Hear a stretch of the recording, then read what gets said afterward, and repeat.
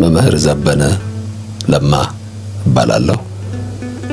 የተወለድኩት በአርሲ ክፍለ ሀገር ነው። በጥንት አርሲ ክፍለ ሀገር የሚባለው ወረዳው ስሬ ወረዳ ይባላል።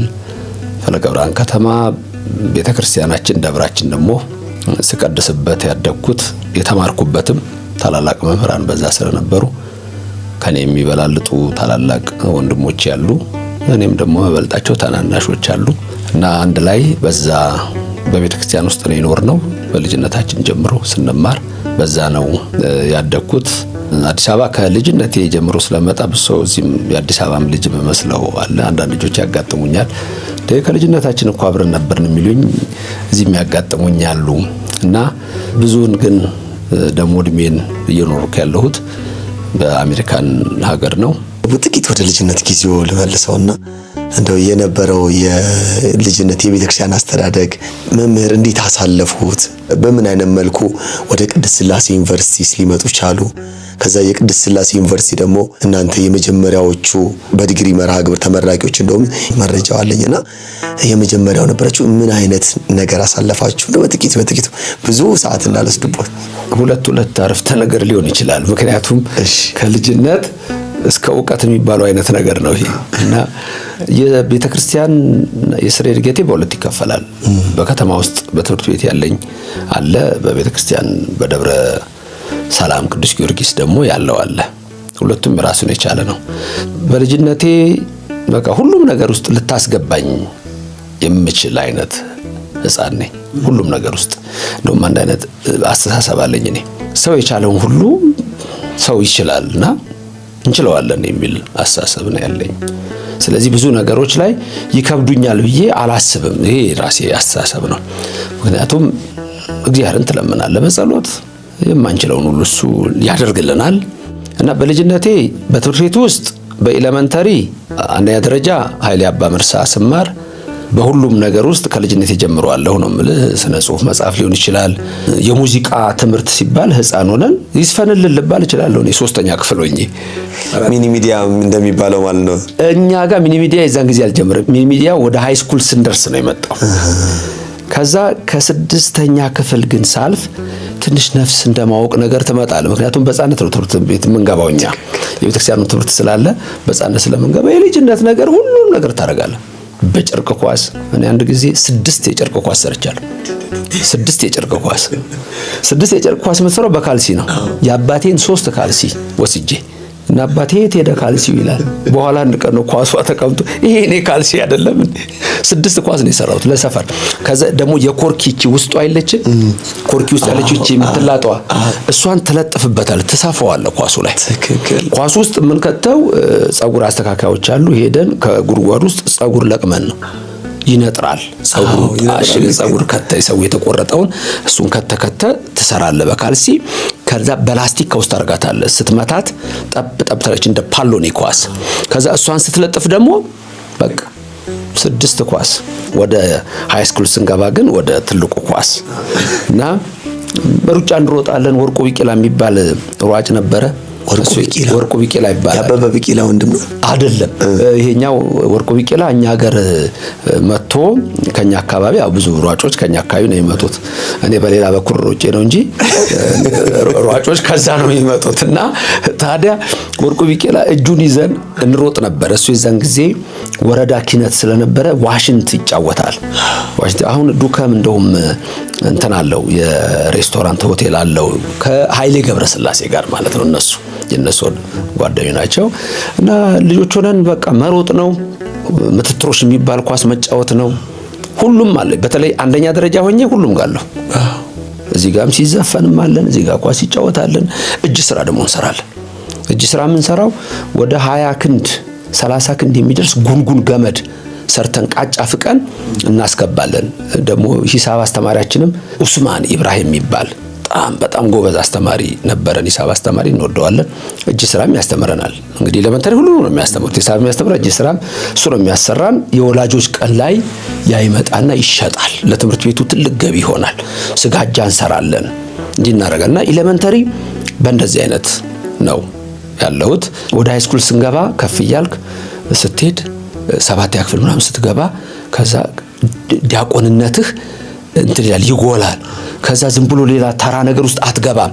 በልጅነት ዘፈን ውስጥም ምንም ውስጥም ጥልቅ እንደምለው እዛ አይቻልም። ከፍ አልኳ ነፍስ አወቅኩ። እድሜም ትንሽ ከፍ ይላል። አየህ ወደ 13 ምናምን ስትደርስ ቆጠብ ትላለህ በነገሮች ላይ። ከዛ ወደ አንዱ ነገር ላይ በጣም አደላው ወይም ሁለት ነገር ላይ ልችላል። ስነ ጽሁፍ አሁን 8ኛ ክፍል ሆኜ ፎቶ አሳይሃለሁ። ቆይ ሳነብ የወላጆች ቀን በቃሌ ነው ግጥም የሚይዘው።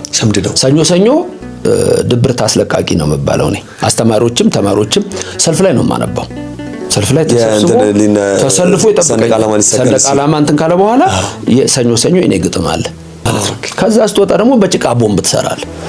ያው የጦርነት ነገር ነው። ከልጅነታችንም ጀምሮ ኢትዮጵያ ከጦርነት አልተላቀቀችም። እግዚአብሔር ሰላሙን ይስጠን። በጭቃ ቦምብ ተወርዋሪ ቦምብ እንሰራለን።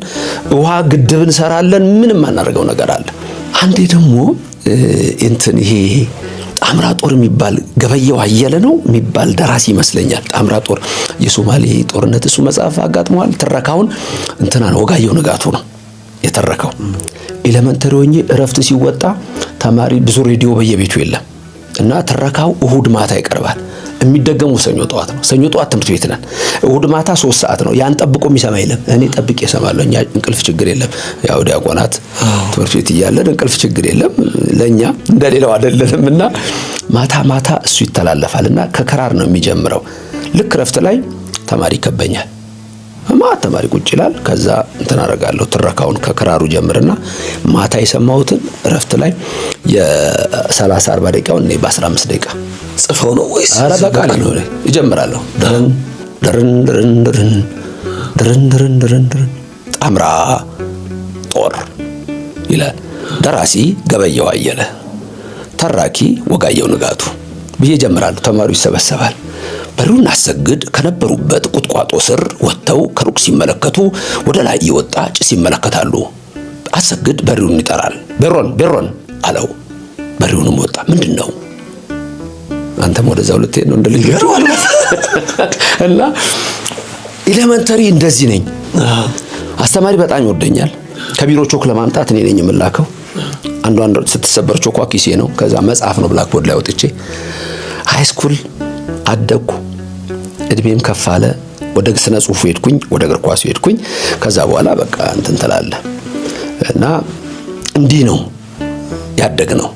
እንደውም ቤተክርስቲያን የስነ ጽሁፍ እንትን ስለነበረ ቤተክርስቲያን ውስጥ ደግሞ ሰንበት ተማሪዎችን እየጻፍኩ ድራማ እናሰራቸዋለን። አንዴ በተለይ የጠፋው ልጅ ታሪክን እሱን እኔ ነኝ የጻፍኩት የነበረው ሰራነውና እኔ ራሴ የጠፋው ልጅ ሆኜ የሰራው። አባቴ ያለ አቶ ለማ ወርቁ ይባላል። መምህር ያሉ የኔታ አቡነ ሰላማ በረከታቸው ይድረሰን። እነሱ ጩራ ህዝቡ ተሰብስቧልና ያን ስሰራ እንደነገሩኝ አባቴ አለቀሰ። እኔ ጠፍቼ መጥቼ አባቴ ሆኖ የሰራው የከባዱ ሩፋኤል አለቃ ናቸው። መላከ ምሕረት ቀሲስ ጸጋይ እሳቸው የኔ አባት ሆነው አይነት ነው የሰራው። ያው ወንድሜ ነው አንተ ነው ብለው እና እሱ እንደ አባቴ ሆኖ ነው መጥቼ እግሩ ላይ ወድቅና በግጥም አድርጌዋለሁኝ። ከዛ ያ የጠፋው ልጅ እንዴት የአሳማ እንኳን እስተመብላት አሳማ እስራኤል አይነኩም። አሳማ ጋይዶ የአሳማ ምግብ መብላት ተመልከት። ያ ፈጽሞ እኮ የሚጸየፉትን ነገር ምን ያህል ልጁ እንደወረደ ንብረቱ እንደጨረሰ መጠጥ ቤት ገብቶ እንደጨረሰው በኋላ በቃ አባቴ እኮ ይቅር ይለኛል። ንስሐ ነው የጠፋው ልጅን ነው መመለስ ነው።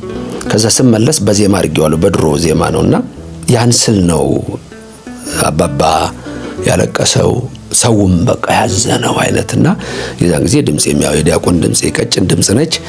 የድሮች ማይክ አለች አሎ የምንልባት ነች።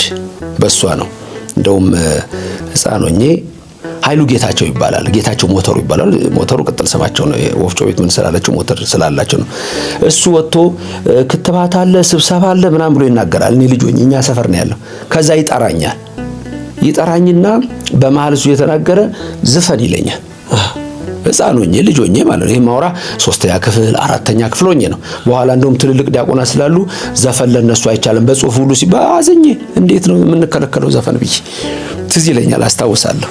እና እዛ በዜማ አረኩትና ማረኝ እልሃለው ውዱ አባቴ ተንበርክኬ በጉልበቴ ያጠፋሁት በደል ቢያሳዝንህ ማረኝ አባ በምህረትህ የሚል አይነት ነው። እቺን ነው ማስታውሳት። አሁን ግን ሌላ ግጥም አለው እንዴት እንደባከንኩ ነገር እና በቤተ ክርስቲያን እንደዚህ ነኝ። ደግሞ በጣም ያበረታኝ የነበረው መምህሮች ያሉ አባ ሰላማ የምታውቃቸው ትልቁ ሊቃሉ መምህራችን ናቸው። አለቃ መሰረት መጋቤ ምስጢር እሳቸው የዲማ ድሮ ጥንት የተማሩ ናቸው። እነዚህ ያሉ ከዛ ደግሞ የማነ ብርሃን ይባላል። አሁን ቅዱስ ገብርኤል ነው ናዝሬት አዳማ ቅዱስ ገብርኤል ናዝሬት አለ አይደል? እዛ ነው ያለው። እሱ ደግሞ ያሸመድደኛል። 16ቱ ነቢያት ምንማን ናቸው? ተተተተተ ነው ማለት ነው። ኢሳይያስ፣ ኤርምያስ፣ ሕዝቅኤል፣ ዳንኤል እያልኩ እቀጥላለሁ።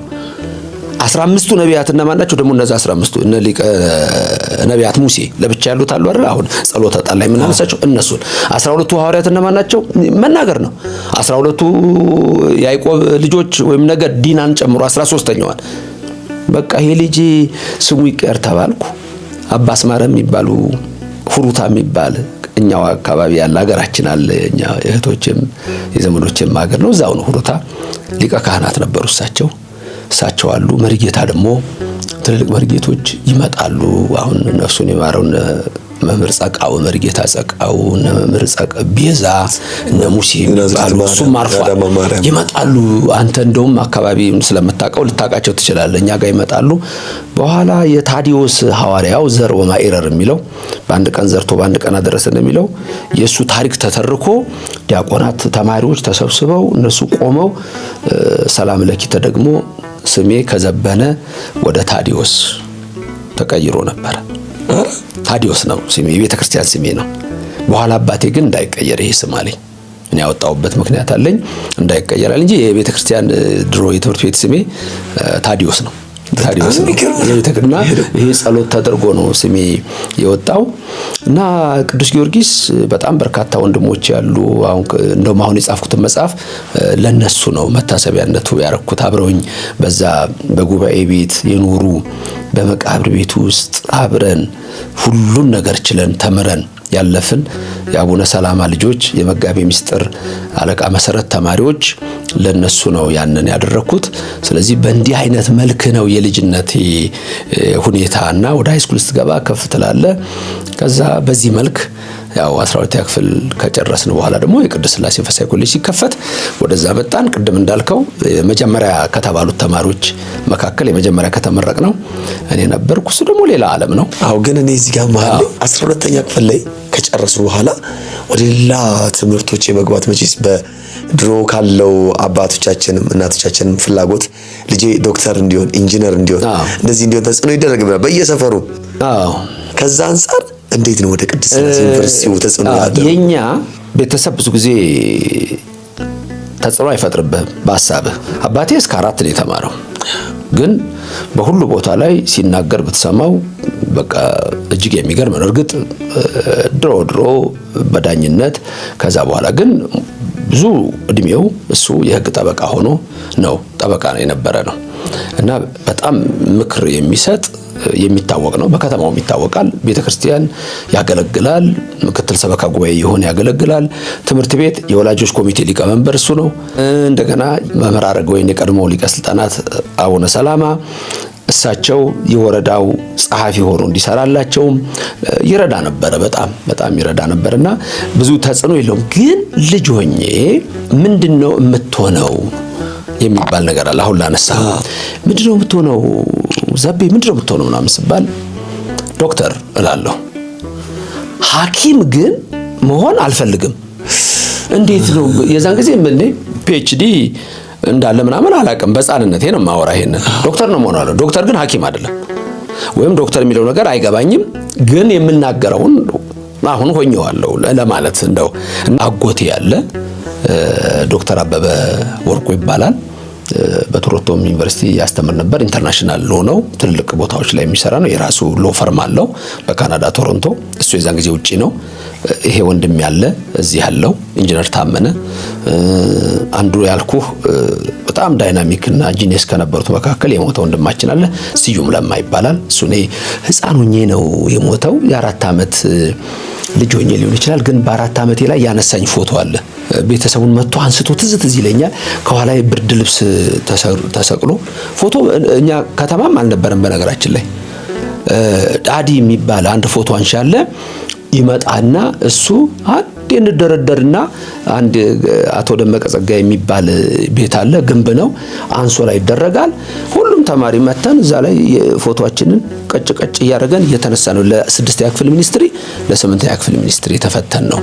ይሄ 4 ዓመት ሆኜ ያነሳኝ ፎቶ አለኝ አሁን አለኝና ከኋላዬ ብርድ ልብስ አለ። ብርድ ልብሱ ራሱ እኔ እስከ 11ኛ ክፍል ድረስ ያ ብርድ ልብስ አይኖር አይቀርም ቤት ውስጥ አላለቀም ነበር። እና ስዩም ለማ ይባላል። እሱም በጣም ትልቅ የሚታወቅ ነው በትምህርት ዓለምና እነዚህ በተለይ ዶክተር አበበና ኢንጂነር ታመነ ይሄ ቴዎሎጂካል ኮሌጅ በጣም ጥሩ ነገር ነው ላንተ በተለይ ምክንያቱም ድሮ ጥንት እነሱ ስለሚያውቁት ነው።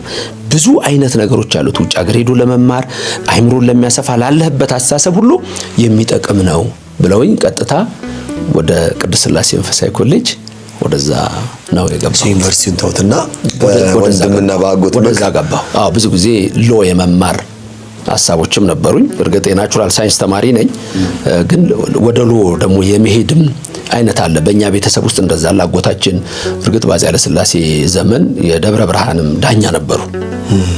እዛ የነበረው እንግዳ ይባላል አቶ እንግዳ አጎታችን እዛ ዳኛ ነበሩ እና ቤታችን ውስጥ አለ እንደሱ አይነት ነገር። አባቴም ጥንት በዛ ነው የጠበቃ ነበረ። ስለዚህ ወደሱ የሚማድላት አለ። እንደገና ደግሞ የወንድሜም ደግሞ ሳብ ያደርገኛል ወይስ ኢንጂነሪንግ ምናምን ትላለህ ታስባለህ። እና ብቻ አንድ ማን እንደሆነች አላውቅም፣ አንድ ልጅ የኛው ሀገር ልጅ ነች። ምን አለችኝ ስለምታውቅ የኔን እንቅስቃሴ ከልጅነቴ ጀምሮ ስለምታውቅ ሁሉንም ነገር ጠቀለለና ራሱ እግዚአብሔር ወደ ራሱ ወሰደ አለችኝ። ትልቅ አባባል ነው። እግዚአብሔር ፍቃድ ነው። ኮሌጅ ስንገባ ደግሞ 5 ዓመት የስብከተ ወንጌልና የጸሎት ክፍል እኔ ነኝ ኃላፊ የነበርኩት። የተማሪዎች የዩኒቨርሲቲው የኮሌጁ የተማሪዎቹ ተወካይ እኔ ነበርኩ፣ ሊቀመንበር የሆንኩት 5 ዓመት። እንዴት እንደተመረጥኩ ልንገር። ይረዝማል። አረ ምንም አይረዝምም። ምንም ወደስታ አስተማሪዎቻችን ግማሾቹዎች ናቸው። ዶክተር ፓኒከር የሚባል አስተማሪ አለን።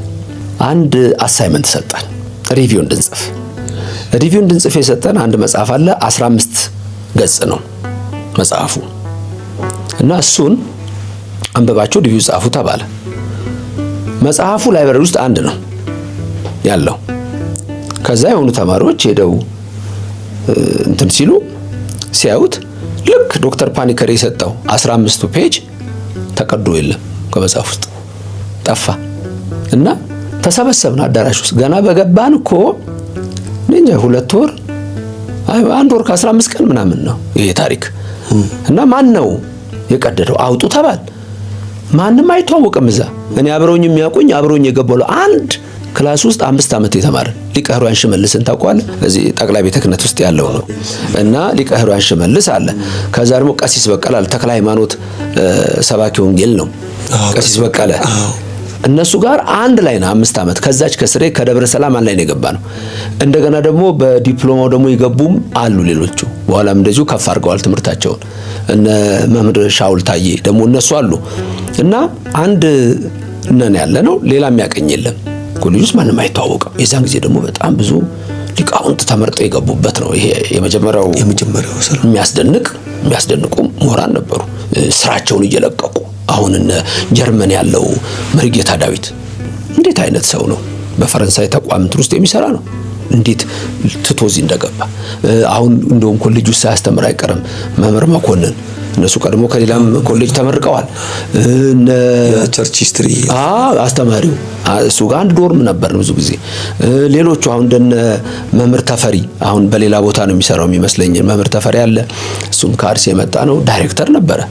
እነ መምህር በኃይሉ አሁን ምስካየ ዞናን ያሉት እነዚህ ሁሉ አሉ። ሌሎች ደግሞ ሊቃውንት ብትል ከጎንደር፣ ከጎጃም፣ ከትግራይ፣ ከየት ብትል በወሎ ብትል በደቡብ ብትል በጣም በጣም ዳይናሚክ የሆኑ ልጆች ፍስሐ እነዚህን የመሳሰሉ ልጆች ነበሩ።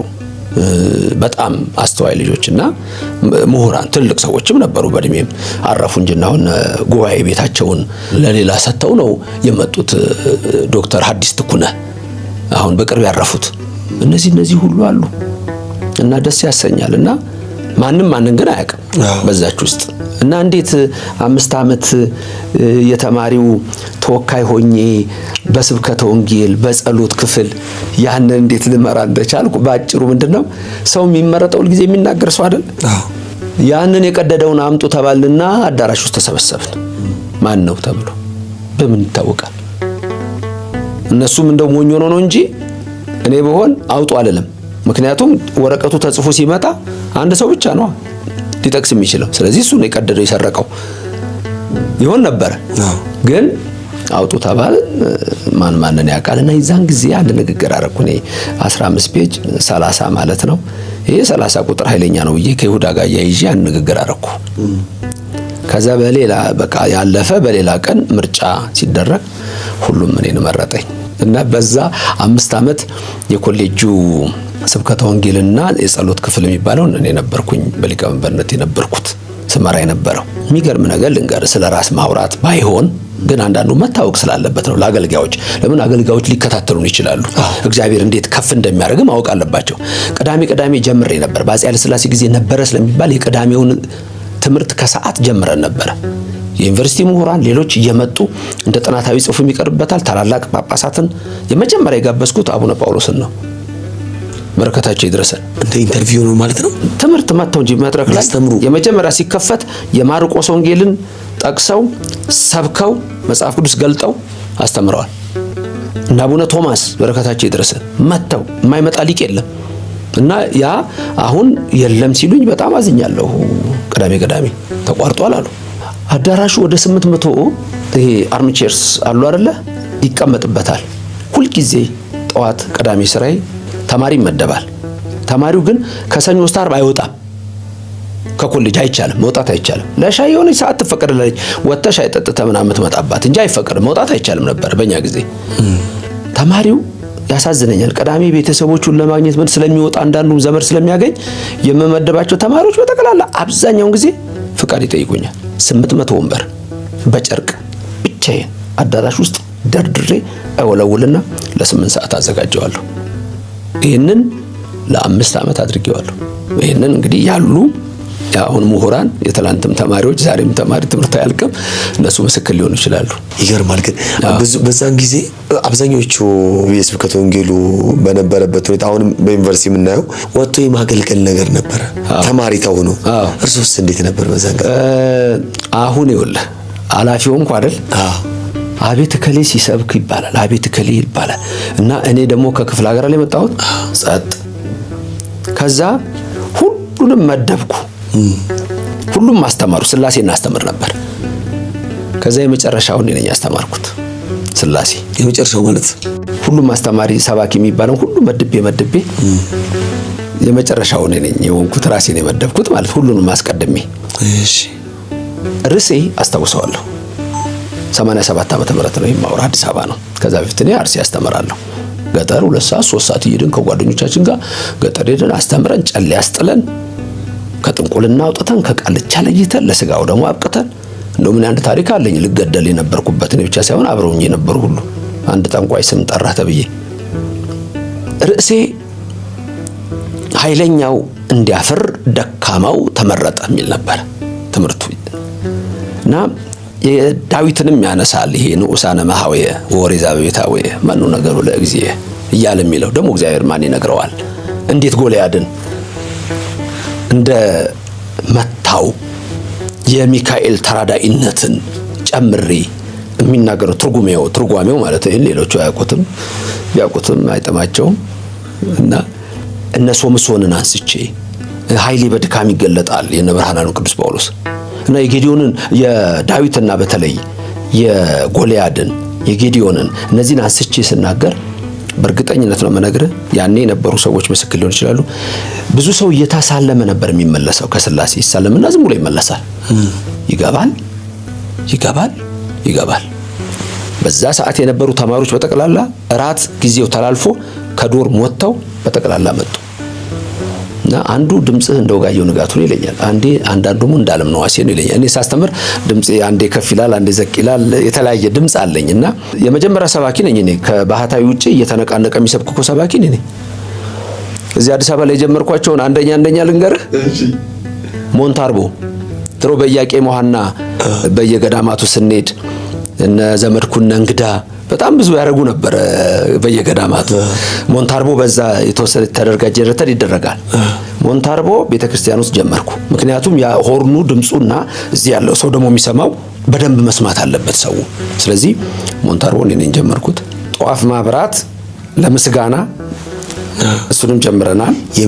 የምሽት ላይ ማይጠንት ጎላ ስገባ የጉባኤ ማይጠንት አባ በላይና አባ ክፍል የሚባሉ ሁለት መነኮሳት አሉ። አርፈዋል። ሁለቱም በረከታቸው ይድረስ። እነሱን በህዝብ መካከል ሂዱ ጠኑላቸዋለሁ። ጎላ ነው እሱ። የመጀመሪያ ቀሚስ ለብሼ በከተማ የሚሄድ ወጣት እኔ ነበርኩ። እንዴት? ጥቁሯን ቀሚስ ሌላ የትምህርት ቤቷን ውልቅ ያደርግና አስቀምጦ ነው የሚሄደው። እኔ ያ ስላሴ ካስተማርኩ በኋላ ወዲያው ኡራኤል መምህር በየነ ይባላል እባክና እናስተምርልኝ አለኝ። እዛ ጀመርኩ። ከዛ ሌላው ጋር በቃ ከዛ በኋላ ሳምንቱም ሙሉ 7 ቀን ያስኩት። እንደውም ሁለቴ ተማሪ ሆኖ ከዩኒቨርሲቲ እና መጀመሪያ ፈርስት ይር ሆኜ ሌላውም ጠዋት ሄጄ ማስተምርበት አለ። አንዳንዴ በዓል ሲሆን ማታ በቃ 7 ቀን ጉባኤ ያስኩኝ። አንዳንድ ቦታ አሁን ሲሄድ 2 ብር ይሰጡኛል። 2 ብር ይሰጡኛል። ያ የታክሲ የሚሰጡኝን እሱን ታክሲ ይዝና ተሯሩጬ እገባለሁ። አንዳንድ ቦታ ደግሞ በዛ አድርገው ይሰጡኛል። 5 ብር ይሰጡኛል። እሱ ደግሞ ለአቮካዶ ጁስ ይተርፈኛል እና አቮካዶ ጁስ እወዳለሁ። አፋር ዳቦ የሚባል በ50 ሳንቲም አልነበረ? ራቴ እሱ ነበረ። በቃ ራቴ እሱ ነበር። እንዴት ቀሚሱን ለብሼ እንደሚል ልንገርህ። ራት ለመድረስ እሮጣለሁ። አንዳንድ ጊዜ መምህር ሽመልስና መምህር በቀለ ያወጡልኛል፣ በሳህን ያወጡና ይጠብቁኛል። ምክንያቱም ራት ሰዓቱ ከዚህ እስከዚህ ነው። ከ12 ሰዓት እስከ 1 ሰዓት ሊሆን ይችላል። እኔ አስተምሬ ተሯሩጬ መጥቼ ራት እንዳይመልጠኝ ያለዛ ምን እበላለሁ? ያለው ትምህርት ቤት ነው። በኋላ አንድ ቀን እየተሻማ ነው ታክሲ። ይዛን ጊዜ አሁን ሰልፍ ተጀምሮ ብዙ ጊዜ ሰልፍ ይዞ ነው ታክሲ። ያኔ የለም። አንተ ድንገት አታውቀው ትችላለህ። ተሯሩጦ ሰው ተሰባብሮ ታክሲ ውስጥ ደካማና ምናምን ነው ይቀራል እኮ። እንደው ይሄን ሰልፍ የጀመሩት እግዚአብሔር ይባርካቸው። ከዛ አንድ ቀን ከየካ ወጥቼ ቀሚሱን ሳላውልቀው በቃ ዝም ብዬ ልግባ ብዬ ሊያመልጠኝ ነው ራት። አለዛ በቃ የለህም ምንም ነገር የለም። ጾም ነው የሚታደር። ጾም ታድራለህ። ጥናት አለ፣ ማስተማር አለ። 1 ሰዓት ተኩል ጮኬ ነው የመጣሁት። ሰው ላይገባው ይችላል እና ለምቀምሳትን ትንሿን ነገር ልቀምስ እችላለሁ እና ቀሚሱን እንደለበስኩልህ ከየካ ፊት ለፊት ቁልቁል ወርደህ ሚኒባሶች ቆን ተጋፍተህ የምትገባው የዛን ቀን ቀድሜ ልክ ሲሄድ የሚጋፋው ሰው ሁሉ ቆሞ አንተ ግባ አሉኝ። ሰልፍ የለም ገባው። ከዛን ቀን ጀምሮ በቃ ቀሚስ ለብሳለሁ። መከበሪያ የነቻ ጋቢና እየተባልኩ ገባለሁና እንዲህ አይነት ናቸውና ኮሌጅ ለ5 ዓመታት ያን ያህል ነበረኝ። 4ኛ ዓመት ላይ አባረውኝ ነበር። በምክንያት ምክንያቱን ብዙ ነገሮች ይኖረዋል። ብዙ ነገሮች ይኖሩታል። ወደ ኋላ ነው ነገሮች የምታያቸውና አጋጣሚ ቅዳሜ ቀን ባለወልድ አስተምሬ ጠዋት መጥቼ ወንበር ማስተካከል ደግሞ አለብኝ ያንን የሰዓቱን እና እንትን ይዤ የምግብ ማውጫ ይዤ ምግብ ማውጣት ይቻል ነበር እና እንትን ነው አገልግዬ ነው የመጣሁት እና ሰውነቴን ታጥቤ ያንን አስተካክዬ አንድ ላይ ከዛ እንትን አድርጌ ልመገብ። ከሰዓት ደግሞ እኔኛ ያን ፕሮግራም እንትን ማረጋው ስለው እዛ አንዱ ሰው ስም መጥራት አያስፈልግም አንተ ገና እዚህ ትምህርት ቤት አትማርም አለኝ እና የምግቡን እንትን ተቀበለና ወረወረው። ትንሽ አስቸጋሪ ነበር። የተወሰኑ ተማሪዎች ምንም ደወልክ ተብሎ ራት 12 ሰዓት ነው አይደል? 5 ጉዳይ ላይ አንድ ወንድማችን የድጓይ ተማረ፣ በጋዜጠኝነት የተማረ ወንድም እንዴት አይነት ሰው ነው! 5 ጉዳይ ላይ ሄደና የምትደወል ደውላለች ኑ ራት እሷን ደወለ 5 ጉዳይ ለ12 ሰዓት ለራት 5 ጉዳይ ልበልህ ደወለ። ጠዋት ከኮሌጁ አባረሩት። እንዴ ደወልክ 5 ደቂቃ ሲቀር 5-4 ምናምን ሆነ እንኳን መቆም ትንሽ ያስቸግር ነበር። ብቻ 4ኛ ዓመት ላይ ከዛ በኋላ የተማሪ አመጽ ምናምን ተቀስቅሶ ነበር። ዋናው ያው ተማሪ ታሳድማለህ ነው። እኔ ስብሰባዎችን እመራለሁ። እርግጥ ነው ካታኮብ ሙሉ ምንለው ቦታ ነበረን እኛ እንትን ውስጥ እንሰበሰባለን። አንድ አይነት ቃል ነው ያለን። በጣም የምንጠነቀቀው ግን በዛ ጊዜ ጋዜጦች ላይ እንዳይወጣ እንዳንታይ፣ ቀን ሄደ እንዳንታይ ከሌሊቱ 10 ሰዓት እንሄዳለን ቤተ ክህነት አሁን ጳውሎስ ጋር። ቀን ከሆነ ያዩንና ጋዜጣ ላይ ወጥቶ አመጽ ተደረገ ብሎ ቤተክርስቲያኗን እናሰደባለን። ትልቅ ሰዎች አሉ እናሰደባለን። ስለዚህ የሚናገር ሰው ሁሉ መርጠን ነው። አንድ መስፍን የሚባል ጓደኛችን አለ። ተው ቆይ አንተ አትናገር ተብሎ ሲል አንዴ እንደው እጁን አወጣና ቅዱስ ፓትርያርኩ ተሰብስበን እኮ ነው ቅዱስ ፓትርያርኩ እኛ እኮ ወንዳታ ፓትርያርክ ነው ያለን አለ። ወንዳታ አቡነ ጳውሎስ እኮ እኛ እኮ ወንዳታ ፓትርያርክ ነው ያለን፣ ግን ችግሩ አለ ጭንቅላታቸው ባዶ ሆዳቸው ዳቦ የሆኑ ሰዎች ከቦታል ብሎ ተናገረ። አሁን ይሄ እኛ እንዲያን ንግግር አናገር ታው ተብሎ ነው፣ ግን አጋጣሚ በጣም እንደው አወጣና ተናገረ እንደዚህ ብሎ እና ተናጋሪ ሁሉ እንመርጣለን እንደዚህ አይነት ነገር ውስጥ እንዳይገባ ነው። ምክንያቱም ማይሆን ነገር አታወራም እና ራሱ ወንዳታ ፓትርያርክ ነው ያለን አትልም። ለአቡነ ጳውሎስ ግን ይገባቸዋል፣ እሳቸው ይገባቸዋል። እና እኔ ተባረሬ ወንድሜ አጋጣሚ ስላልነበር ወደ ስዊድን ስለሄደ ባለቤቷ አለች ፍቅርተ፣ እሷ በቃ ማስተዳድራት መስሏታል። ሄድኩኝ እዛ ላድር እቤት ሄድኩኝ። ተማሪዋን እንማርም ማለት ዘበነ ተባሮ እንዴት ነው ገብቶ ዲኑ ጋር ቢፈልጉ እርሶ ይወጡ እኛ እኮ እናያለን። ለካያ ወንበር ማስተካክለው ያለካ እያንዳንዱ ተማሪ ያውቀዋል። ይሄንን እንዴ ወጥቼ ማስተምረውን ያውቃል። አገልግሎት መሾም መሸለም ሲገባ ደግሞ አቡነ ጳውሎስ አልነበሩ። ተደወለ ስልክ ወጥቶ ይሄ ልጅ መንገድ ላይ ማደሪያ የለኝም ብሎ ሲለምን እንዳልሰማ በአስቸኳይ እኔስ ተመመጣ ድረስ ብር ይሄን ያህል ብር ተብሎ የዛን ጊዜ ማሁን ሮማን የምትባል ነበረች 300 ብር እንዲሰጠው ወጥቶ እንዳይለምን የሚበላው ከትምህርት ቤቱ የት ሊበላ ነው? ክፍለ ሀገር ነው ቤተሰብ ያለው እንዴት ሊሆን ነው? ከዛ መጡ ተማሪው ትምህርት ዘጋ። ከዛ በኋላ ነው የተመለስኩት። ተመልሼ ያው ጨረስኩኝ እና ትንሽ እንትን አለኝ ከልጅነት ጀምሮ እኔ አንድ ያለኝ አመል ምንድነው ወንድም ጓደኞቼ ይነግሩኛል። ሕፃን ሆነን ትምህርት ቤት ውስጥም እያለን ቤተክርስቲያን ጉባኤ እዛ እያለን አርሲ በነበርንበት ጊዜ እንትን አደርጋለሁ። ክርክር መሃል አንድ ሰው የተጠቃ መስሎ ከተሰማኝ እገባና ማጠራ ሲሉኝ እውነት ጠራችኝ የሚል አይነት እንትን አለኝና እዚህም ኮሌጅ እያለን ለብዙ ሰዎች እንከራከራለን። ዋና ግንኛ የነበረን ጥያቄያችን በእውነት ምግብም አልነበረም። እርግጥ የኛ በጀት በዛ ሰዓት አዲስ አበባ ዩኒቨርሲቲ ከሚማሩት እጥፍ ነው። የአንድ ተማሪ በጀት ሳይንስ ኮሌጅ ለአንድ ተማሪ 60 ብር በነበረበት ሰዓት የኛ ደግሞ 120 ነበር። ስለዚህ ምግቡም ጥሩ ይቅረብልን የሚሉ ሰዎች አሉ። ጥሩ ግን ትልቁ ጥያቄያችን እኛ ትምህርት ነው። በቃ የሚገባ ትምህርት ይሰጥ እንዴ የሚልሽ ግማሹ ከውጪ መምህራን ነው አላላችሁ ነበር? መተዋል። የውጭ መምህራንም አሉ፣ በአገር ውስጥም አሉ። ግን የበለጠ ምን ፈልግ አይነት ነን። ራሱ ጳጳሳቱ ዶክተር ተብሎ የሚጠሩ ጳጳሳት አሉ። ይምጡና ሌክቸር ይስጡ። በአንድ ቶፒክ ላይ ሌክቸር ይስጡን ጠይቀናል። ይሄን ስለዚህ ዶክተር መባል አይደለም መጥቶ ትምህርቱን ይስጡን ብለን ይሄ ነበር አንዱ ትልቁ ነገራችን። በጣም ጠንካራ ነበር ማለት ነው። ደሞዛችንን ሁሉ እኮ አስከብረን የወጣ ነው። ይሄ ልብሱ የለበስነው ግራጁዌሽን እኮ ከኮሌጅ ነው የሚመጣው፣ ከ6 ኪሎ ነው ወይም ከ5 ኪሎ ነው የምንዋስላችሁ ተብሎ ልንመረቅ ባልንበት ሰዓት ከኛ በፊት የነበሩትን እኮ በጠቅላላ በቀሚስ ነው የመረቋቸው። በተማርንበት ቀሚስ ያችሉ ለብሶ እኮ ነው። አዲስ እንኳን እኮ አይደለም 2 ዓመት በተማረበት ነው ዲፕሎማ የተመረቀው። ከዛ እሱ ነው በቃ ዋና የኔ እንትን እኔ ነበርኩ የምሰበስበው። ከዛ ደግሞ አሉ አንድ ሰው ነበረ ትንሽ አንዳንድ ተማሪዎችን ከኛ ከፈል አደረጓቸው። ግን ያንን ያዝን። ከዛ ዩኒቨርሲቲ ሄድን። እንደዚህ ተነጋግራችኋልና ልብስ እየጠበቀን ነበር ሲሉ ኧረ ለተማሪው ሰተን ጨርሰናል ምንም የለንም ነግረን እኛ አሉ። ከዛ አንድ ውሳኔ ወሰንን። ተሰበሰብን፣ ካታኮም ተሰበሰብን።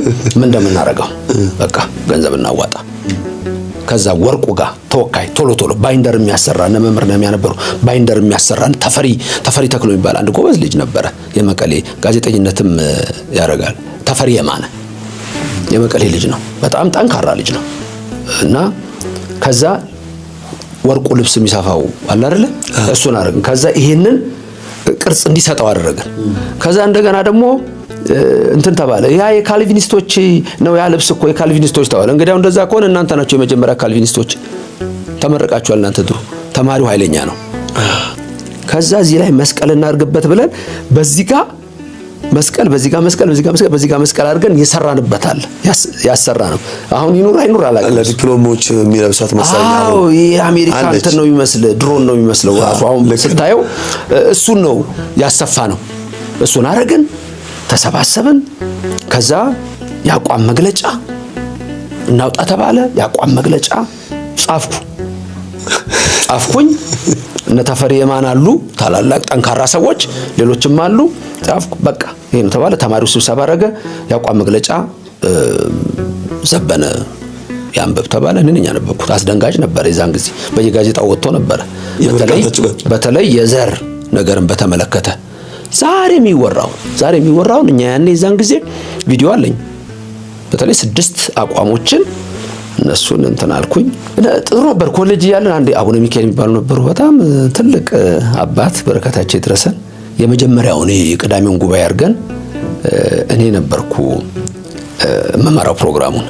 እንትን አሉ ለሰው ጠየቁ። እንትኑን ይሄ የሚመራውን ሰው ከኦኤዩ ነው እንዴ ያመጣችሁት? ከየት ነው ያመጣችሁት እንደዚህ አይነት መሪ አሉ ማለት ነው። እና ጠሩኝና ባረኩኝ እና በጣም ጥሩ ድምጽ ነው ብለው አንዴ ቲያትር ጻፍኩ። ቅዱስ ሥላሴ መንፈሳዊ ኮሌጅ ልደትን በግጥም በምን አድርጌ ሰራሁት። ጻፍኩት፣ ራሴው አዘጋጀሁ። ከዛ ተማሪው ሰራ። ንጉስ በጥሊሞስን ሆኖ ቀሲስ አሸናፊ ዱጋ እሱ መሰለኝ አሁን አሜሪካን ሀገር ነው ያለው።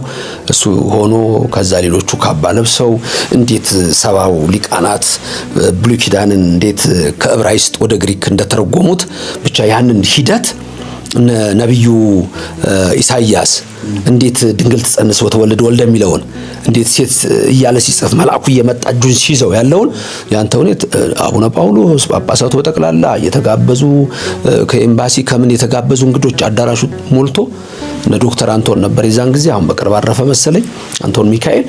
እና ያንን ድራማ ጽፌው ከዛው ከልጅነቱ ከንቱን ከጽሁፉም ራሱ አደገ። ከታሪክነት ወደ ምስጢርነት ያለው ቲያትር አብሮ ነው የሚያድገው። ካስተሳሰብ ጋር ይሄዳል። እና ይሄንን እነ በጥሊሞስን ያን የሰባ ሊቃናትን ታሪክ እሱን እኔ ነኝ የጻፍኩትና ያዘጋጀሁትና ቅድስት ሥላሴ መንፈሳዊ ኮሌጅ ታይቷል። እሱምና በጣም ያው ቅድስት ሥላሴ እንግዲህ በጣም ብዙ ታሪክ ያለው ነው። ግን እንደው ለሚሰሙን ሰዎች እንዳናሰለቻቸው ይሄ ነበር ባጭሩ ከልጅነት እስከ ዕውቀት ያልኩህ። በዚህ መልክ ነው። ይሄኛው ገና የመጀመሪያው ምዕራፍ ነው። ሁለተኛው ምዕራፍ ደግሞ የአሜሪካኑ ምዕራፍ ነው። የአሜሪካኑ ምዕራፍ ከዚህ አገልግሎት ምን ያክል ጊዜ ቆዩ? አሜሪካ እስከሚሄዱ ድረስ ከዚህ ከምርቃት በኋላ 2 ዓመት አይሞላም። 2 ዓመት አይሞላም። ኦኬ። ከወጣው በኋላ በደንብ 2 ዓመቱን ግን እዚህ በደንብ አገልግል። አዎ ቤተ ክህነት የተወሰኑ ሰዎች እንዲገቡ ምናምን ተብሎ አይ በጣ ይሁን ተባለና በኋላ ጣወጣን። የታሳውጣ እግዚአብሔር ምስክሬ ነው። ሰው የሌለበት ቦታ ተሰራበታል የምትለኝ ቦታ አምላኬ ሆይ እዛ አድርገኝ ብዬ አወጣው። ጎላ ሚካኤል ጽርሐ ጽዮን የመጀመሪያው መደባው ጎላ ሚካኤል ነው። ስንላክ ለኛ የተሰጠን ደብዳቤ ያለቃ ነው። ያለቆች ደብዳቤ ነው የተሰጠን። እንዴት ሙሉ በሙሉ ላለቃ የሚሰጠው ደብዳቤ የለም። አስተዳደር በሚል ነው የተሰጠን። ጎላ ስገባ እንዴት ነው የምናደርገው ብለው ጨነቃቸው። ያውቁኛል። አንደኛ ቤተክርስቲያኑ አቅም እያነሰው ነው። ደሞዝ አስወስነን አላልኩ ደሞዝ አስወስነን የወጣ ነው 600 ብር ደሞዝ። በዲግሪ የተመረቁት 600 ብር ደሞዝ አስወስነናል ተከራክረን። ከዛ በፊት የለም እኮ ሂድ በፈለክበት ገባ አይነት ደሞዝ። ከዛች በኋላ ነው ደሞዝ ያስወሰን ነው እኛን። እና እንዲሁ ዝም ብለንማ አንወጣም። የወደፊቱንም ተማሪ አናበላሽም። ምክንያቱም ወጥቶ የሚሰራ ትውልድ ነው፣ የተማረ ትውልድ ነውና በዛ መልክ ነው። እና ጎላ ሲሄድ እንዴት ነው የምናደርገው ተባለ። አንዳንዶቹ የተዛከሉ በአስተዳደር ነው። እዛ ሄድኩኝ። ትምህርት ክፍል በሚል ነው። ስብከተ ወንጌል መምህር አዋዝ የሚባሉ የተማሩ አሉ። አሁንም እዚህ በልቅና አንድ ያግኝቻቸዋለሁ። ቦሌ ሚካኤል መምህር አዋዝ ወዳጄ ናቸው። እሳቸው ስብከተ ወንጌል አሉ። ከዛ የትምህርት ክፍል በሚል ጽርሐ ጽዮን ጎላ ገባሁ። መምህር አዋዝ መምህር አለኝ። ሁሉንም አንተ እንደምትፈልገው አድርግ አለና እንዲሁ ክፍት አደረገ። ስብከተ ወንጌሉን አገልግሎቱን ሁሉ እሱ ያለበትን የሱንም አገልግሎቶች ጉባኤውን ሁሉ በሳምንት አስይዤ እኔ ሮብ ይዤ በዛነት መልክ አገልግሎታችንን ጀመርንና ጎላ ነው። እነዛ ጉባኤቶች እንደቀጠሉ ናቸው። በሳምንት ሙሉ ያሉት እስጢፋኖስ የሚገለገለው ሳምንቱ ሙሉ እነዛ ናቸው። እንዳልኩ የሞንታርቦ አገልግሎት ጀመርኩኝ። በኪራይ ነው የዛን ጊዜ ሞንታርቦ ይደረጋል። የጧፍ ስርዓት አለ። ማይጠንቱን ጀምር እንደውም አሁን ብዙ ቦታ ማይጠንት ሲያደርጉ እንደው የጀመረውን ሲያውቁት ይሆን አለ ዝም ብዬ ባሴ አሁን ተመስክሯል።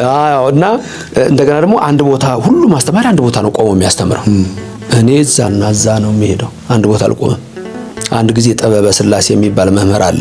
አሁን አሜሪካን ሀገር ቦልቲሞር ስላሴ ደብረ ብርሃን ነው የሚያገለግለው መምህር ጥበበ ስላሴ። እሳቸው እዛ ናቸው። አሁን አንድ የቅዱስ ያሬድ ሆነው የሆነ እንደዚህ ባክስ ነገር አሰራ።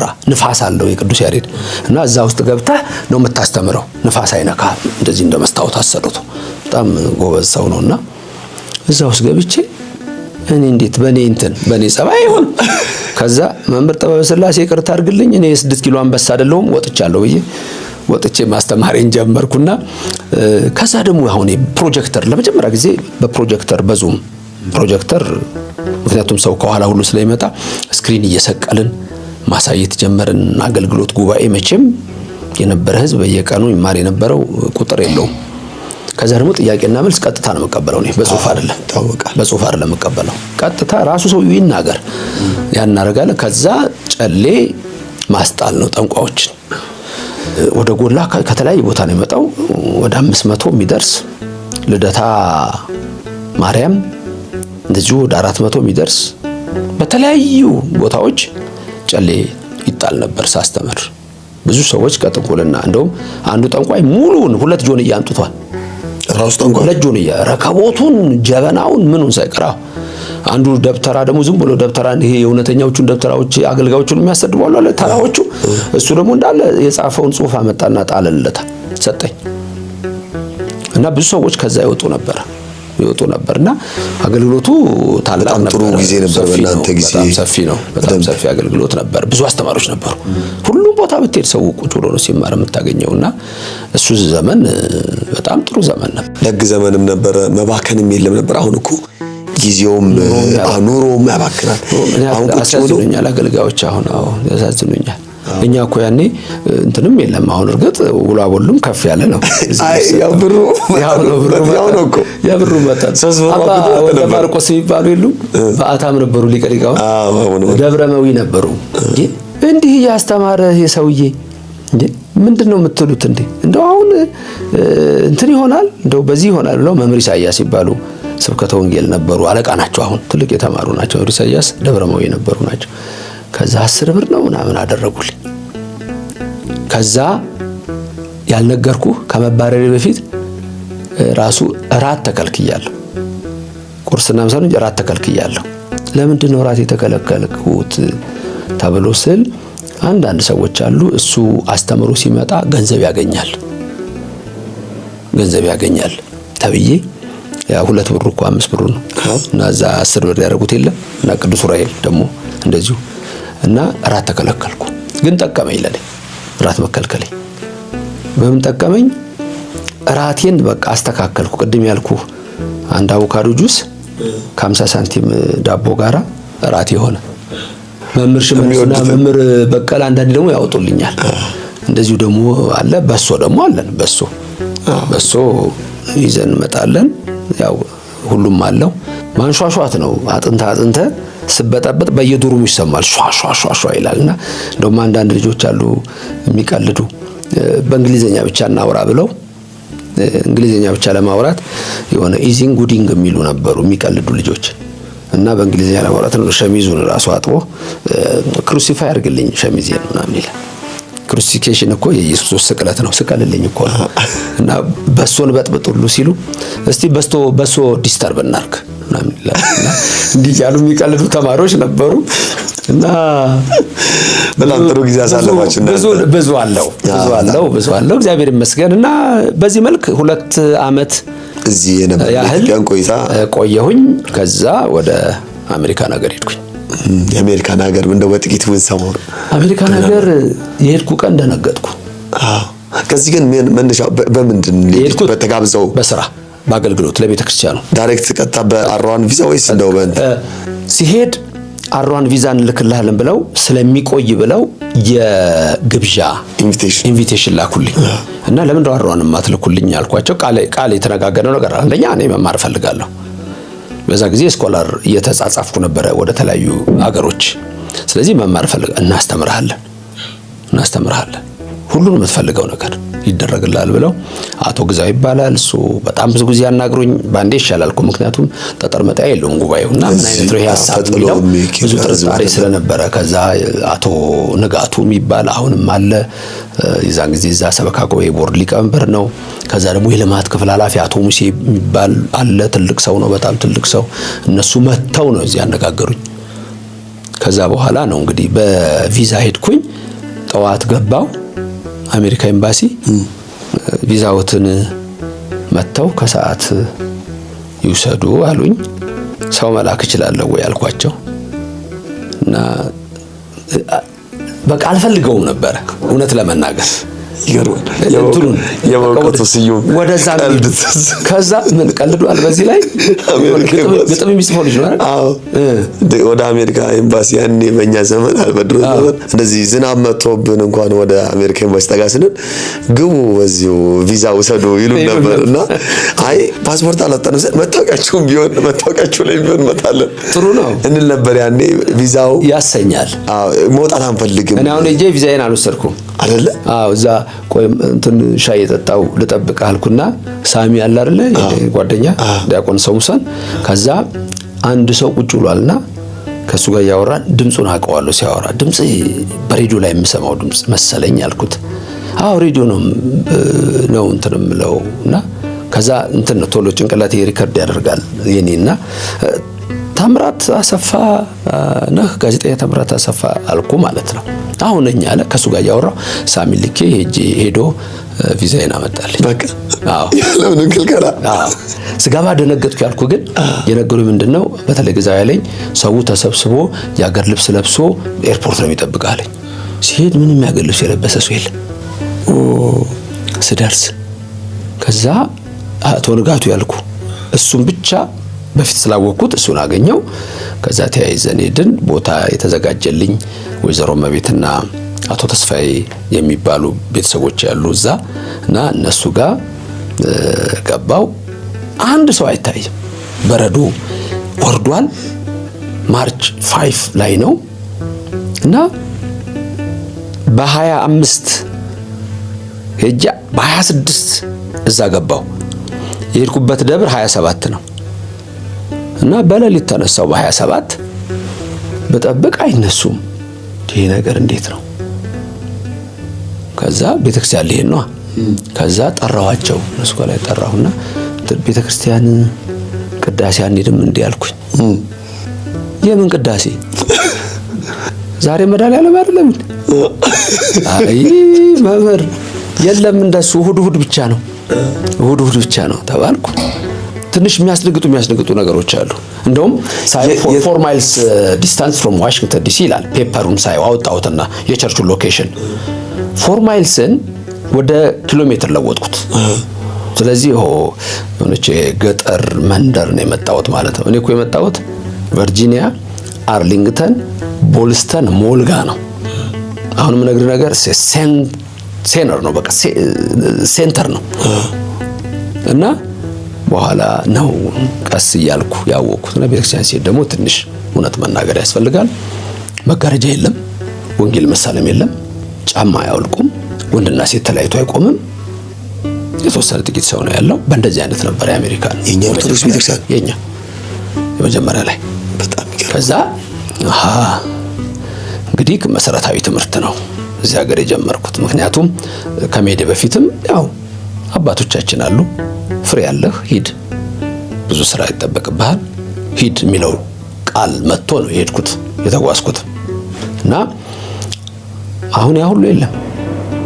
ስርዓቱ ተቀይሮ ሁሉ ነገር ተለውጦ እግዚአብሔር የተመሰገነ ይሁን። ስርዓቱን በአሜሪካ ነገር በተለይ ደግሞ የመናፍቃንን ትምህርት የሚያስተምሩ ደግሞ የኛው ሰዎች አሉ እዛው ሀገር ላይ የታድሶ እንቅስቃሴ አይነት እነሱ ደግሞ እንደፈለገ እንዲሆን አድርገውታል። ሰውን ስርዓት አልባ እንዲሆን ያደርጉታል።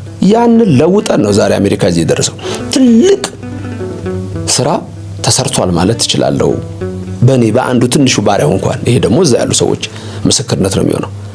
ልክ አዲስ አበባ ስንመጣ ስብከቱን እንደቀየር ነው። አዲስ አበባ ስንመጣ እኮ እኛ በዚህ በኩል ባህታ እንትና በዚህ በኩል እንደዚህ ተብሎ እኮ የወጣት አስተማሪዎች እኮ ታየን እና አዲስ አበባን ወጣት እኮ በብዙ መንገድ አስተምረን ወደ እግዚአብሔር ቤት እንዲቀርብ አደረግን። ለስጋው ደግሞ በቃ ዛሬ ሲያገኙኝ ሁሉ እንደ ድሮ ነው። ጭራሽ ዘቤ ነው የሚሉኝ እንደ ድሮ እንደዛው እንደዛ ነው እና ደስ ያሰኛል። ብዙ አገልጋዮችን ኢንቫይት አድርገው ወስደዋል። አገልጋዮች ወስደናል። ወደዛ የተወሰኑ አገልጋዮች ወስደን የሚያገለግሉ አሉ። ያው አብያተ ክርስቲያናት ሰፉ። ድሮ አንድ ቄስ ላኩልኝ ነበር፣ አሁን መምህር ላኩልኝ ሆነ። ተለወጠ ማለት ነው ከኔ መሄድ በኋላ ከኔ የሚሆነ እንደው በጣም የሚገርም ነገር እኔ እንደዚህ ክፉ ሰዎች ይኖራሉ አይደለ? መምህር ዘበነ እንዲህ ብሎ ምናምን ይላሉ። ፍጹም ያላልከውን ነገር ማለት ነው። እኔ በህይወቴ ውጭ ሀገር አትሂዱ የሚል ትምህርት አስተምሬ አላውቅም። አንደኛ ከልጅነት ጀምሮ ነገር ያለው በጣም ዋይድ የሆነ እንትን ያለኝ የማያቸው ነገሮች እንደ አምላክ ፍቃድ እግዚአብሔር በሰጠኝ አይምሮ ነገሮችን ሰፋ አድርጌ ነው የምሄደው። አንድ ምለው ነገር አለ፣ ማተብ በጥሳችሁ ሌላ ሀገር አትሂዱ የሚለው ነው። እሱ የኔ ትምህርት ነው። አሁንም እሱ ነው እንጂ ወደ ውጭ አትሂዱ የሚል ሌላ አንድ አስተማሪ አለ። ወደ ውጭ ሀገር አትሂዱ፣ አሜሪካ አትሂዱ፣ አሜሪካ እንዲህ ብሎ የሚያስተምር ሰው አለ። እርግጥ እሱም ሄዶ ነበር አውቃለሁ። ይሄንን ግን አንዳንዱ ሰው ዝም ብሎ ሳይስማማ ሲቀር በአንድ ነገር ዝም ብሎ ሰው ላይ ይስማማ ይችላል፣ መብቱ ነው። ግን ያላልከውን እንደምትልክ አሜሪካ አትሂዱ ሲል አልነበረም እንዴ? ዛሬ አሜሪካ ሀገር ተቀምጦ እሱ ይልሃል። አሜሪካን ሀገር ሄጄ የሰራሁትን ስራ ደግሞ እኔና እዛ ያሉት ሁሉም ያውቁታል። እና በዚህ መልክ ነው 2 ዓመት እዚህ ጎላ ነበርኩኝ። ከዛ በኋላ አሜሪካ ሄድኩኝ። ደብረገነት መድኃኔዓለም ይባላል። እኔ ስወለድ አካባቢ የተቋቋመ ቤተክርስቲያን በጣም ረጅም ዕድሜ ነው ያለው። ረጅም ዕድሜ ያለው ነው። አሁን በርካታ ምዕመናን አሉት።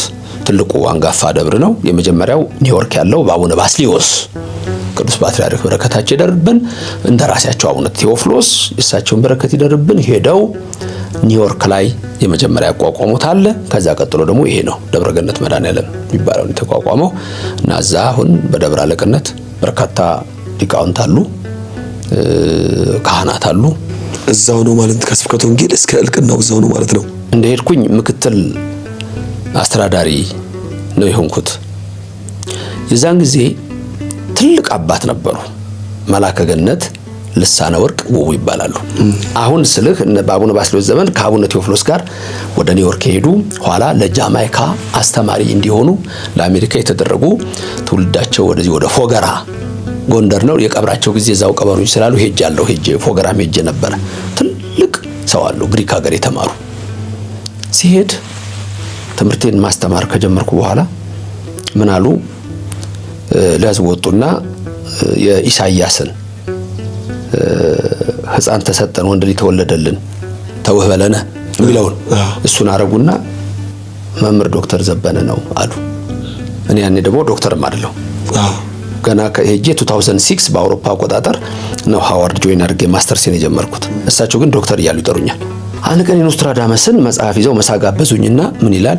ከምስራቅ አንድ ሰባኪ ይመጣል አሜሪካን የሚያስተምር የሚል የኖስትራዳመስ መጽሐፍ የሆነ ሰው የጻፈው አመጡ። አንድ መጽሐፍ እና ይሄ መምህር ላንተ ነው እንዲያሉኝ።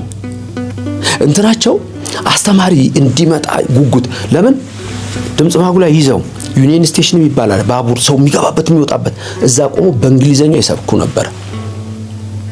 በጣም ድንቅ ሰው ናቸው። ወደፊት ብዙ ነገር ስለኚህ ሰው ልንጽፍ ልንናገር እንችላለን። መላከ ገነት ልሳነ ወርቅ ነው የሚባሉት አለቃችን ነበሩ። ከዛ ተሰብስበን በቃ እኔም እድሜ ሄዷል፣ አሁን እግዚአብሔር ሰጥቶናል፣ አለቃ መሆን አለብህ አሉኝ። መላከ ገነት ህጉን ያውቁታል። እኔ ገና ክህነት አልተቀበልኩ አላገባሁ። እኔ ሲሄድ በጣም ልጅ እኮ ነኝ። ቆንጅት አረጋ የምትባላለች እዛ ያለች አሁን ቤተክርስቲያናች ዋና ነች፣ በልማት ክፍል ትሰራለች። አሁንም ሰበካ ጉባኤ ወስዳለች እና አይታኝ እንግዲህ ጥሜ ምንም ዛሬ ሊወጣው እና ብሶ እድሜን አያውቀውም። በጣም እንትን ያደርገኝ ይወስደኛል። 18 ዓመት ሞልቶኝ አቡነ ገብርኤል በረከታቸው ይደርብን ብፁዕ አቡነ ገብርኤል እድሜ አሁን ስንት ነው? 40 ሞልታል ብለውኛል። 18 ዓመቴ ነው በዛ ሰዓት ምንም ልትል አትችልም። እና እንደው አሁን ራሱን ማስረው እንዴ በዛ እድሜ ነው አሁን አዲስ አበባ ሳስተምር ሰውስ እንዴት ነው ይሰማኝ ይላል። ማንም በዛ እድሜ እንትን አይለኝም። አሁን ከኔ በእድሜ የሚበልጠው ልጅ ሆኜ ቁጭ ብዬ ስታስተምር ይለኛል።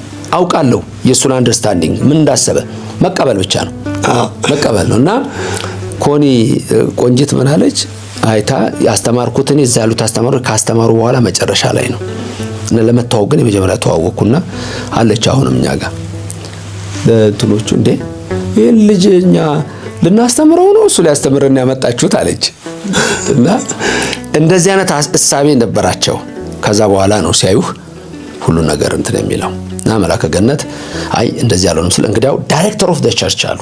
እሳቸው የውጭውን ዓለም የኖሩ ናቸው። 50 ዓመት ውጭ ነው የኖሩት። ግሪክ ሀገር ሄደው በግሪክኛ ነው ሲሰብኩ የነበረው። እንትን ናቸው፣ ብሪሊያንት ናቸው፣ ጂኒየስ ማይንድ ያላቸው ሰው ናቸው። ያን ሁሉ ኖረው ሚስታቸው ውጭ ሀገር ሰው ነች። መዝሙሩን አይረሱትም፣ አንገርጋሩን ምልጣኑን ይደንቀኛል። እና እንግዲያው እምቢ ካልክ በቃ ይሰየምልኝ ምክትል አስተዳዳሪ ሆን ተብሎ እንደሄድኩ ምክትል አስተዳዳሪ ሆኜ በዛው እንትን አልኩ። ከዛ በኋላ እሳቸው ደግሞ ሲያርፉ ዋን ሰው ወደ ትዳር ሲመጡ እኔም ክህነት ተቀብያለሁ። ኢየሩሳሌም ነው ክህነት ሄጄ የተቀበልኩት። እሱ ራሱን የቻለ ታሪክ አለው። እሱ በጽሁፍ ነው የምገልጠው። ቅድስት ሀገር ኢየሩሳሌም ሄጄ ነው ክህነት የተቀበልኩት።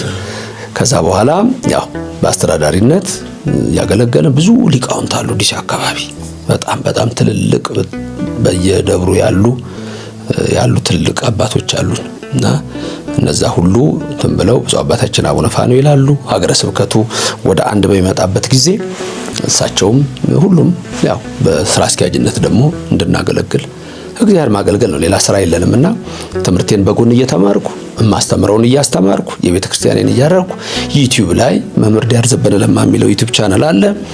ከ500,000 በላይ በየቀኑ እዛ ላይ ትምህርት ሰጣለሁና ቅድም ያልከው ነው የተጣበበ ጊዜ የሚባል የለም፣ ባለ ጊዜ በቃ መሄድ ነው የሚል እንትን ስላለኝ ሐሳብ ስላለኝ እነዚህን እያደረግን ነውና የአሜሪካው በጣም ሰፊ ስለሆነ እንደው ስላነሳው በዚህ መልክ ነው። ግን ብዙ ስራዎች ተለውጠው ዛሬ እንደውም ከኢትዮጵያ በላይ ስርዓት የተከበረበት ሳይሆን አይቀርም ነው የምለው እኔ።